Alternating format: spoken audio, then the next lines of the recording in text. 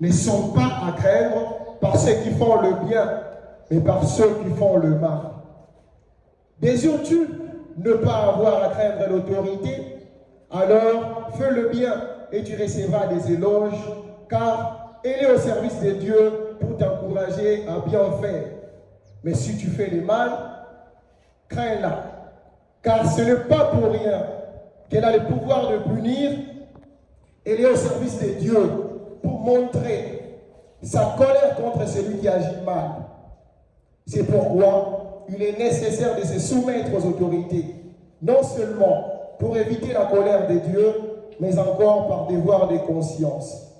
C'est aussi pourquoi vous payez les impôts, car ceux qui les perçoivent sont au service de Dieu pour accomplir soigneusement cette tâche. Payez à chacun ce que vous lui devez, payez l'impôt à qui vous le devez et la taxe à qui vous la devez. Montrez du respect à qui vous le devez et honorez celui à qui l'honneur est dû.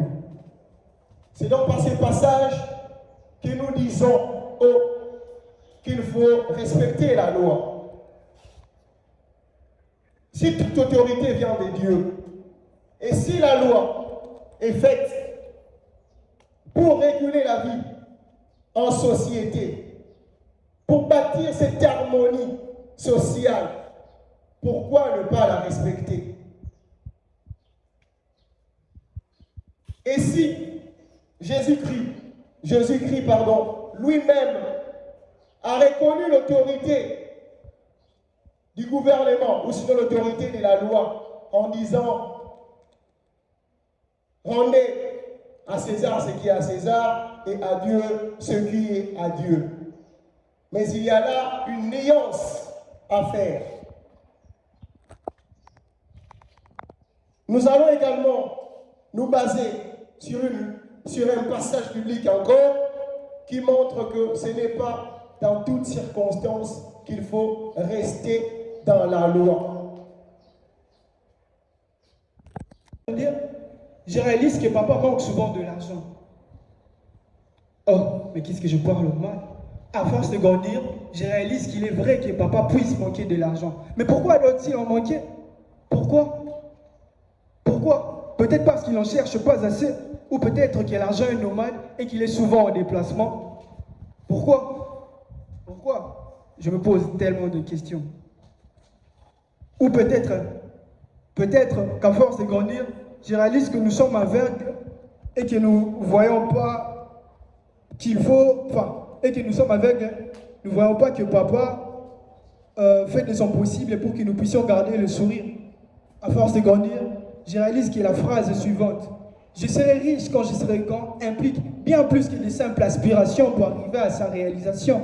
Il ne faut pas seulement imaginer que l'on sera riche demain, il faut suivre des processus, faire de pratiques pour arriver à cette réalisation. En effet, j'ai visité le recoin du monde des idées. Chanceux que je suis, j'ai rapporté comme quoi atteindre la richesse demande une pluralité de mécaniques et de stratégies pour arriver à sa finition. À force de grandir, je réalise que pour atteindre la richesse, il n'y a pas une formule magique ou un raccourci pour arriver à cette finition. Tout d'abord, il est nécessaire de développer des compétences et des connaissances dans un domaine spécifique. Sans oublier que je dois aussi penser à mon éloquence qui doit être fatidique. L'acquisition d'une éducation supérieure, la maîtrise d'un métier ou le développement des compétences entrepreneuriales, une expertise solide est souvent la première étape pour atteindre la richesse. Avoir une vision claire, loin des illusions, fixer des objectifs limpides et réalistes. Oui, mais cette richesse, je ne la construis pas d'un coup quand même. J'ai besoin d'un plan, mais surtout d'être persévérant. Mais aussi faire preuve de discipline dans la gestion des finances. Bien des défis sur cette quête. Surtout oublier que je peux aussi faire de pertes, des travaux à long terme, des sacrifices de temps avec nos proches ou prendre des décisions difficiles. Cependant, il est important de garder à l'esprit la machine à réflexion s'arrêta. comme si l'on me piqua en tranquillisant. Cela m'intrigua. Alors, je fis à ma curieuse, mon exploratrice. Je demanda, par-ci, par-là. J'ose pour observer la réaction des autres et écouter leurs réflexions. Et je lui réponse, oui, mais. Oui, mais. Comment ça, oui, mais? Cela me travailla, car on me disait, tout ce qui est dit avant cette conjonction, mais, était caduque, nul. Alors imaginez, comment étais-je en ce moment-là? En grandissant, j'ai compris qu'être heureux ne signifiait pas qu'à jouer, manger, dormir et avoir les friandises que je voulais, comme quand j'étais encore un bambin. Ou plutôt, c'est cela qu'on me dira. Être heureux, est-il pour les favorisés de la vie? Le droit d'être heureux est-il pour une catégorie de personnes? Y a-t-il des gens qui sont faits pour l'être et d'autres qui doivent combattre pour l'être? C'est cela que l'on me répéta, c'est cela que l'on me faisait comprendre. Mais où trouverais-je la réponse à cette question qui, au fur et à mesure que j'avançais dans sa quête, je me sentais submergée. Je sentais mon âme mourir à petit feu, mon être, ma flamme, ma lumière meurtrir tout doucement, que j'en écoutais presque résonner la Lacrimosa de Mozart. Après plusieurs réponses sans conclusion, je me réfugia, je me plongea. J'allais chercher chez les philosophes, écrivains, poètes, compositeurs. Il y eut tellement de textes sur cela, les grands en parlaient, mais aussi que les novices. Victor Hugo, Sénèque, Jean de Meursault, Descartes, Aristote, Gibbs, Johnny Hallyday, Jennifer, Slimane, Oraison, de toute nationalité, de tout le continent. Gustave Flaubert dira, pour être heureux, il ne faut pas manquer d'être bête. Sénèque, si tu veux être heureux, être un homme libre, laisse donc tes méprises. De partout, j'ai entendu des conditions pour pouvoir être heureux. Et j'ai compris que les hommes étaient plus focalisés dans ce qui était éphémère, vaniteux, tel que l'argent, la célébrité, les biens. Tandis qu'être heureux ne tient pas à grand-chose, mais à beaucoup de valeurs. L'importance pour être heureux, c'est avant tout de posséder ce qui ne s'achète pas. L'amour, l'amitié, la gratitude, le pardon, la sérénité et la conscience, dit-on. Il n'est écrit nulle part qui a ce droit-là, même pas dans un livre de droit. Ce n'est pas le destin qui en décide. Lui ne fait que distribuer les cartes, mais c'est nous qui les jouons, disant Randy Poche. Nous avons tous le droit d'être heureux, car être heureux est tout d'abord un état d'esprit. Ce droit nous a été donné dès notre conception, disait le plus grand des auteurs. On me dira, être heureux est un risque. Alors, pourquoi ne pas prendre ces risques? Pourquoi ne pas mettre ses peurs de côté? Être heureux, c'est comme un rêve. Il faut d'abord apprendre à l'être, dit Orelsan. Si tu veux être heureux, sois-le, en dépit de tout. Les propos qu'on peut être heureux, alors j'entretiens la rumeur. Je vous remercie. Vous empêche un peu de nous transporter autant que cela. Ou à la limite, lorsque vous essayez de nous captiver, vous nous perdez tout juste après, vous baissez la température et nous aussi on se perd ces feux d'événements. Donc heureusement, la prochaine fois, essayez de répéter ton discours, et ça on peut avoir comme un livre, et puisqu'elle était toute tremblante, c'est qu'en faisant des mouvements avec, sans avoir un papier, tu pourrais supplier la personne. Bon courage pour la suite. L'argent fait-il le bonheur? La question de savoir si l'argent fait le bonheur est complexe et suscite des débats depuis longtemps. Certains pensent qu'avoir de l'argent est nécessaire pour atteindre le bonheur. Parce que quand on a de l'argent, On peut se satisfaire de nos besoins matériels. On peut accéder à des soins de santé, de qualité. On peut vivre dans de bonnes conditions. Et on peut profiter de loisirs et de voyages. Cependant, d'autres soutiennent que l'argent ne garantit pas le bonheur. Ils soulignent que de nombreuses personnes riches ne sont pas toutefois heureuses. En raison des problèmes relationnels, des stress liés au travail, des pressions sociales. Nous renvoie au bonheur que nous attendons de notre milieu extérieur. Nous renvoie au bonheur que nous attendons des autres. Selon Omram, le bonheur, c'est le bon état de conscience qui résulte de notre bonne compréhension des choses. Le bonheur, c'est un état de vie comblé. Un sentiment de satisfaction. Selon moi, le bonheur, c'est avoir la bonne attitude. La bonne attitude que nous avons en face de nos problèmes. La bonne attitude devant même la guerre. La bonne attitude que nous avons face aux difficultés, que nous affrontons chaque jour. C'est ça le bonheur. Mais avec qui doit-on être heureux? Dans quel environnement attendons-nous le bonheur?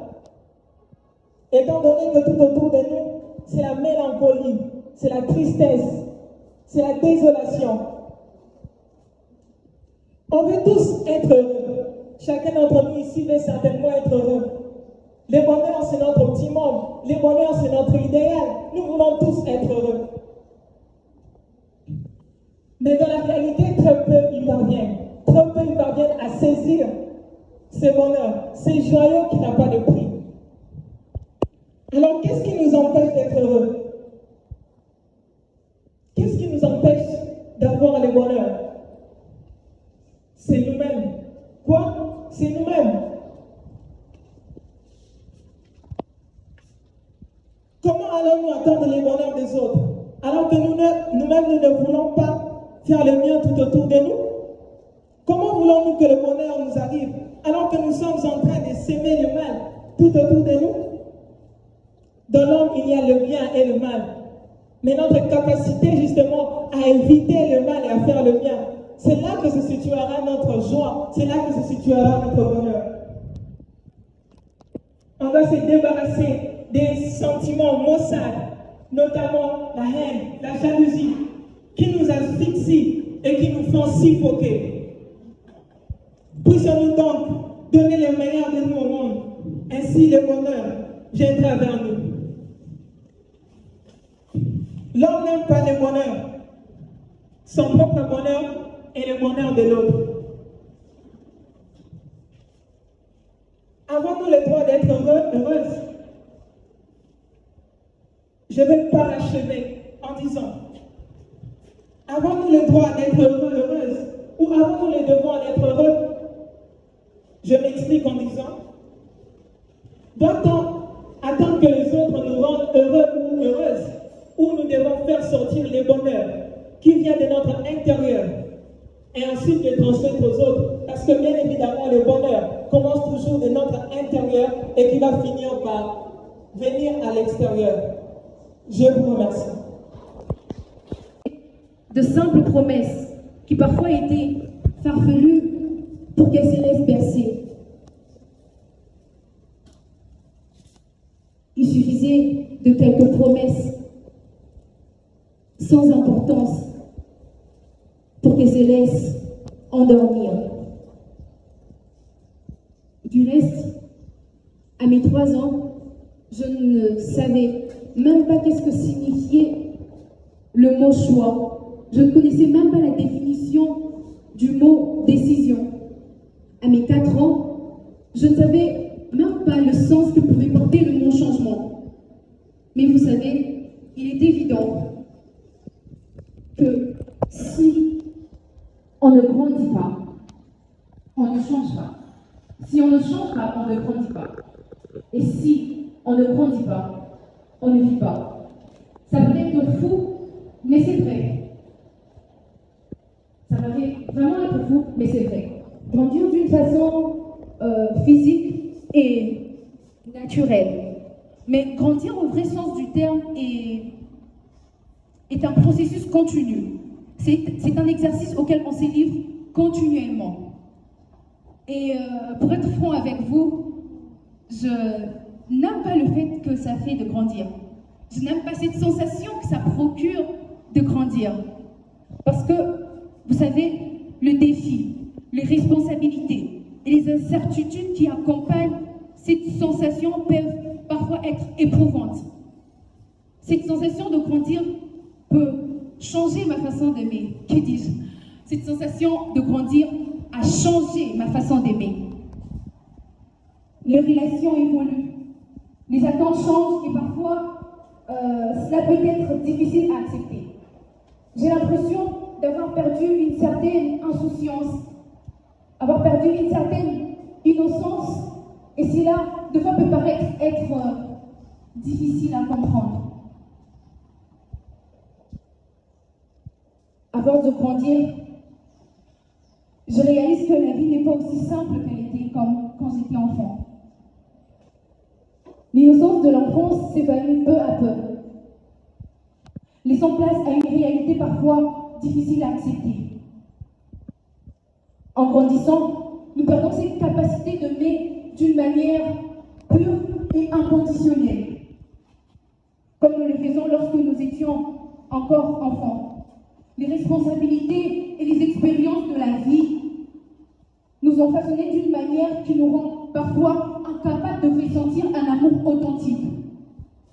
La réalité de la vie adulte est bien différente de celle que nous percevions lorsque nous étions enfants. Le rêve et les espoirs que nous avions semblent parfois être lointains, voire inaccessibles. Nous sommes confrontés à des défis. C'est des obstacles qui nous obligent à faire face à une dure réalité du monde qui nous entoure.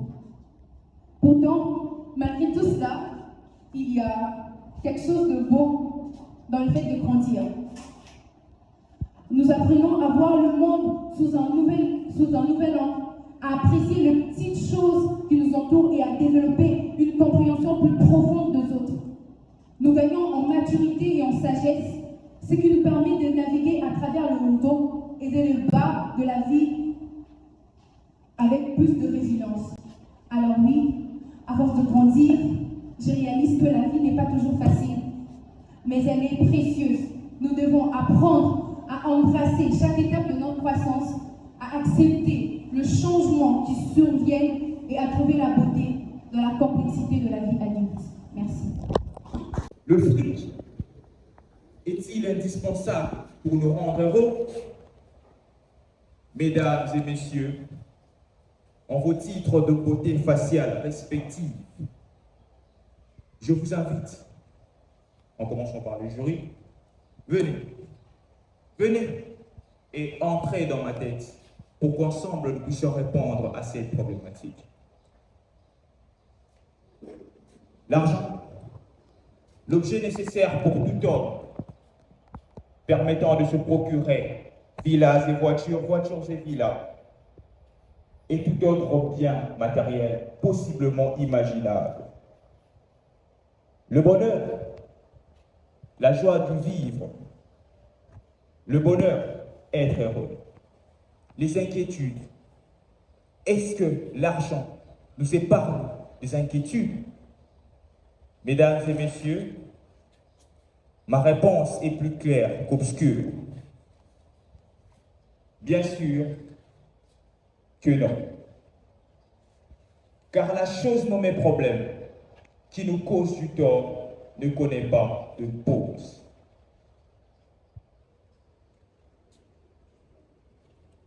Évidemment, nous naissons, nous vivons, nous mourons et ressuscitons même avec les problèmes. Riches comme pauvres, nous avons des problèmes. Et d'ailleurs, plus on est riche, plus on a des problèmes. C'est la loi incontournable de la nature. Oui, tellement incontournable que les problèmes eux-mêmes ont des problèmes.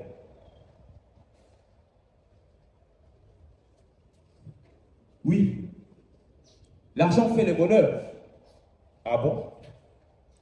Alors, qu'attendons-nous?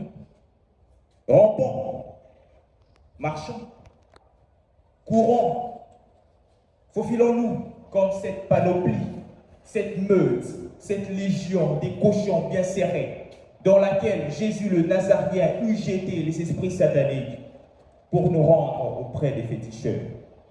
Et là, acquérons de l'argent, enrichissons-nous. Oui, trouvons le bonheur.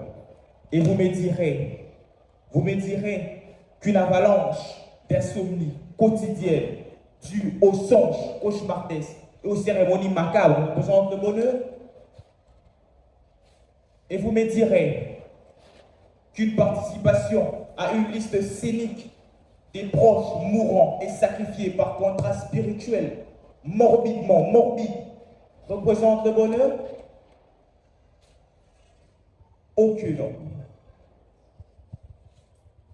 Et vous me direz, ou encore, que la vente de son âme ou une partie de son corps représente le bonheur. Non. Michael Jackson, le roi de la pop, lui, pendant que l'on cherche l'argent, l'argent cherche Michael. Popularité imminente, ayant vécu une enfance infernale et traumatisante à cause de la maltraitance, de son père. Et Michael Jackson était atteint des insomnies si insupportables que le millionnaire s'est retrouvé au pied des médecins, leur demandant de lui injecter le propofol. Le propofol, anesthésie chirurgicale, fatale et mortelle, qui permet le sommeil, bien sûr. Et Michael ne pouvait pas dormir sans le propofol. Le propofol un jour, le propofol toujours, jusqu'à ce que le roi de la pop ne s'en réveille. Quelle tragédie! Le roi de la pop Monsieur Ted est mort. Vous avez terminé votre temps. Malheureusement, non. Nous vous demandons de rendre le micro. L'analyse pour cerner les contours et les pourtours des concepts qui composent notre sujet, qui est en même temps une interrogation. La violence est le fait d'agir brutalement sur quelqu'un contre son gré. Mais est-ce que cette violence est nécessaire? Moi, je dirais que la violence n'est pas nécessaire, elle est plutôt contingente. Si on était en métaphysique, vous auriez bien constaté que je devrais utiliser les termes substance au lieu de la nécessité. Même en logique, ceux qui ont déjà fait la logique, ils pouvaient très bien comprendre ce que je suis en train de dire. Là, je parle avec Hannah Arendt qui dit « La violence a les capacités de déjouer la rationalité. Or, la raison est l'organe régulateur de la vie humaine. Ceux qui soutiennent que la violence est nécessaire, je pense qu'ils n'ont pas compris pourquoi nous ne sommes plus dans l'état de la nature, un état de barbarie, de sauvagerie et de l'animalité, si je peux le dire. Là, nous n'avons pas la raison d'avoir des qualificatifs de l'animal raisonnable, comme Baruch Spinoza le dit. C'est ainsi que j'affirme avec opiniâtreté que la raison n'est pas nécessaire, mais elle est plutôt une façon d'agir par force pour pousser à se faire respecter. Parfois, certaines personnes me diront, mais messieurs, écoutez, notre pays a agressé, il faut une violence. Moi, je dirais non. La violence que nous allons appliquer au M23, elle n'est pas nécessaire, elle est plutôt contingente. C'est une façon de se faire respecter. Ceux qui disent que la violence est nécessaire, j'aimerais finir par cet adage qui dit Si vous pensez que tout se règle par la violence, attendez, excusez-moi, le jour où le moustique va vous piquer au testicule, vous allez vous rendre compte que la violence n'est pas nécessaire. Si elle était nécessaire, vous auriez appliqué la même violence si le moustique vous avait piqué à la jambe. Et là, je pense qu'après cette petite intervention, nous nous rendrons compte que la violence n'est pas nécessaire, ou encore substantiellement nécessaire si on était en métaphysique, mais elle est plutôt contingente. Mais à quelquefois, nous appliquons la violence, pas par nécessité, mais par possibilité, pour se faire respecter. Je dis et je vous remercie. Doit-on toujours dire la vérité? La vérité est une puissance qui libère. Et dire la vérité est un devoir de l'homme, car il est doué d'une conscience morale. Et en lui faisant éprouver le mensonge comme une faute, la vérité nous rend libres, et tout homme doit être vrai, doit normalement sincèrement marcher dans la vérité. Il faut que tu comprennes l'intérêt de dire la vérité et les conséquences d'un mensonge. Les mensonges te fera perdre la confiance de tes amis. Tu auras du mal à te sortir de ton mensonge. Tu prends l'habitude de mentir. Autant que possible, il vaut toujours mieux dire la vérité pour garder des bons... Parce que le mensonge peut sembler contradictoire. Cependant, c'est dans la solitude que nous sommes libérés des attentes et des jugements des autres, nous permettons de nous exprimer librement et de nous comprendre pleinement. Cette introduction se propose d'explorer cette idée en mettant en lumière comment la solitude peut être un catalyseur pour une véritable introspection et une authentique expression de soi. Être soi-même, c'est exprimer sa personnalité, ses goûts, ses opinions, ses sentiments, sans se soucier du regard des autres. C'est être authentique, sincère, fidèle à ses valeurs, c'est se respecter, s'accepter, s'aimer tel que l'on est. C'est trouvé au fond de la liste des sujets de second degré, pourtant simple, qui place une grande vérité à venir. Rapprochez-vous du micro, s'il vous plaît. Des caractères en harmonie, des symboles en perpétuelle relation. Une fine symphonie mêlant à la fois sens caché et révélation. Une grande révélation. Parce que c'est une si grande révélation qu'elle tient sur une ligne aussi minuscule, 5 mots, dont les premiers sont séparés des derniers par une virgule. Et c'est parfois des choses aussi moindres que cette virgule qui nous séparent de la liberté. Il faut lire des livres, parce que lire des livres. Et nous savons tous à quel point nous sommes esclaves de la liberté, à quel point nous sommes addicts à l'autodétermination, à quel point nous avons soif de par nous-mêmes exciter que nous préférons la mort à la rénunciation. Alors quoi de mieux que de s'échapper, de s'attacher à ce monde qui n'est pas ici, de s'évader. Parce que comme le dit si bien Julien Crime, un livre est une fenêtre par laquelle on s'évade. Et probablement vers un monde meilleur, pour ne pas dire le meilleur du monde. Un monde dénué de peur, mais un monde où l'imagination abonde. Alors attachons-nous à ces écrivains, ces guerriers sans trêve, ces aventuriers, ces vendeurs de rêves. Attachons-nous à ces auteurs dont les idées nous délivrent, dont la vie nous subjugue et dont la passion nous enivre. Que l'on fasse le tour du monde en 80 jours avec Jules Verne, ou que Baudelaire nous fasse sentir ses fleurs du mal. Que l'on suive Platon dans l'allégorie de sa caverne, ou que KBG nous offre la clarté de sa petite étoile. Chaque livre est un paysage qui en veut le détour. Et pour le lecteur, chercheur de beauté, le livre est un bon ami de tous les jours, qui offre avec joie ses voluptés. Il faut lire des livres, parce que lire des livres. Et ce discours pourrait s'arrêter là. Ça vous étonnerait, n'est-ce pas? Cependant, je suis obligé de continuer, parce que justement, quelqu'un a écrit dans un certain livre qu'il fallait instruire, plaire et émouvoir lorsqu'on fait de l'art oratoire. Ce livre-là, moi, je ne l'ai même pas lu, et pourtant, il conditionne ma liberté de parler. Mais en même temps, il me libère de cette prison intellectuelle qui est le fait de ne pas savoir parler. Alors, il faut lire des livres, parce que lire des livres. Parce que le livre est un instrument sacré. Un ouvrage de partage. Et ce n'est pas par hasard si même Dieu, dans sa puissance, sa grâce, son omnipotence, sa clairvoyance, a jugé bon d'écrire une Bible pour partager son message. Et l'homme lui-même est un livre dans lequel Dieu écrit, comme le disait si bien Victor Hugo dans ses Contemplations. Alors, il faut lire des livres. Lisez des livres. Lisez tous les jours, afin de ne pas tomber. Lisez constamment. Et j'emprunterai les mots de Gaël Faye, qui s'exprimait pas exactement en ces termes, mais je les prends un peu à ma sauce. Un jour viendra cette ritournelle, quand ma plume se sera envolée. Je vous en supplie, membres de jury, je vous en supplie, cher public, en souvenir d'elle, de continuer. Alors, il faut lire des livres, parce que lire les livres, aimez les livres autant que vous aimez la liberté, c'est-à-dire comme un désir de chaque seconde. Et si jamais un jour il vous arrive d'hésiter, ouvrez-vous un livre, et vous ouvrira le vôtre. J'ai dit, merci. Aveuglement les cœurs. Comme l'a dit, les cerveaux suivent les cœurs.